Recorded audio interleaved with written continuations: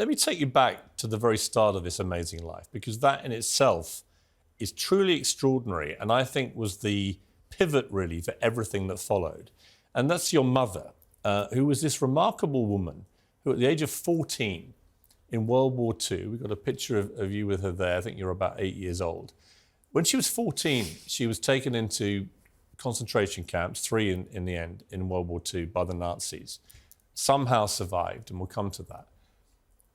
And then left at 19, having lost the most formative years of her life in this appalling Holocaust. How much of an impact did that have, not just on her, but on you? Well, look, I was born in Israel, and I didn't know anything about history or life or anything. It's just that I knew that my mother was there. Our father, my father, I didn't want to personalize it. My father left us when I was about 6 or 7 years of age. And unfortunately, it's fairly common. Fathers just pick up and leave, shameful as it is. And all I had was my mother, and I was the only child, and she was my rock. She was the foundation, my moral compass. But I didn't know anything about my mother. She wouldn't talk about her formative years, Hungary, where she and my father were born, and never talked about the concentration camps. And as I got older, I tried to engage. Mom, I'm now a 6th grade teacher in Spanish Harlem, and I know a little bit about the history. Can you tell me? She wouldn't do it. It was just too horrific. And you later discovered a lot of stuff about what she'd been through from the archives. What did you find out about her time in the concentration camp? My mother, at 13, 14, had gone to Frisur, which is a school to learn how to do makeup and hair and stuff like that. And the way my mother survived, almost to the T, is what Sophie's Choice, that Meryl Streep movie, is. The commandant's wife in the concentration camp at Mauthausen, I found out, she wanted somebody who knew how to do makeup and hair and stuff like that. So she brought some Jews in, Jewish girls, any one of you. And they had a row of young Jewish women. And können Sie sprechen Deutsch? I can speak a little German. I made sure I learned how to speak that language. Können Sie sprechen Deutsch? Du? Sie? And a few of the girls said, ich kann sprechen ein bisschen Deutsch.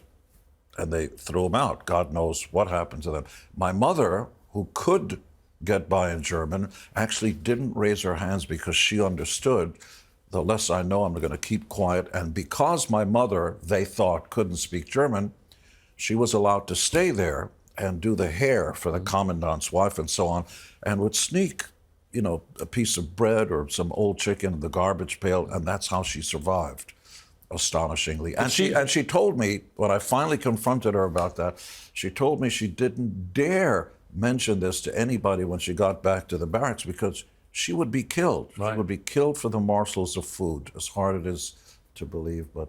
And she lost a large number of her family. I have no grandparents. I didn't know anybody, her brother, everybody. And before, she later admitted, my mother lived to be 94 years of age, and always told me every day above ground is a good day, in Hungarian. And I take that with me wherever I go, blessed. And her mother, my grandmother, who I never met, was being led off to the gas chambers with her mother.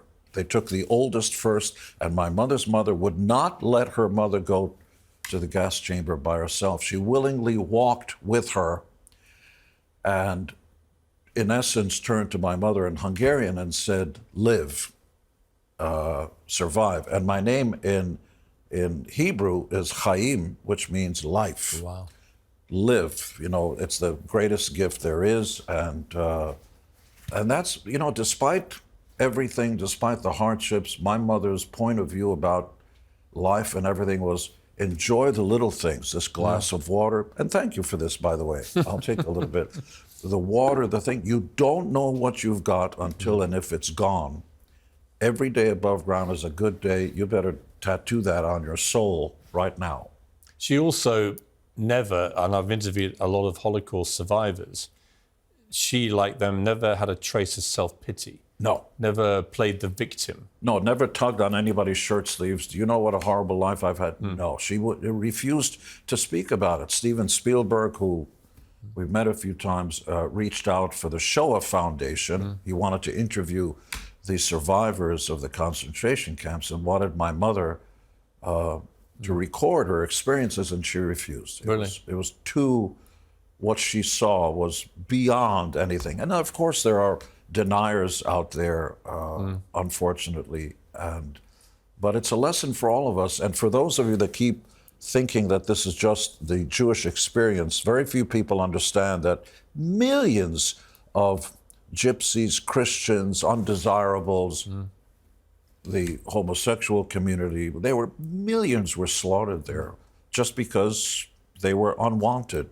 You have a very low tolerance of some of the modern societal traits, entitlement, victimhood, all this kind of stuff. Is that driven by what happened with your mother? Of course. If you don't have a sense of history and where you came from and stuff, you take everything for granted. This entitlement thing is a disease of modern pop culture, wokeism and so on.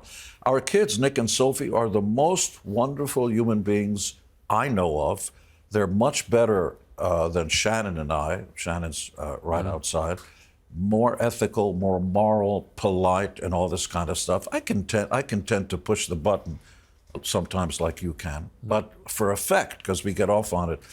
But they never received a penny of an allowance. This idea of giving your kids money for not doing anything is insane. So they've never done that. In fact, Shannon drove the kids every day to school without fail, whether she was sick or not, for years. And she volunteered to do the lunch thing so that she can keep an eye on her two children. And Nick, our son, got an award, the only one they've ever given, for perfect attendance for the first 5 years of going to school, which, here I am talking about kids on the Piers Morgan show. I'm sorry. You're allowed to. I've got 4 kids. I'm as proud of them as you are of yours. You know of, but go ahead.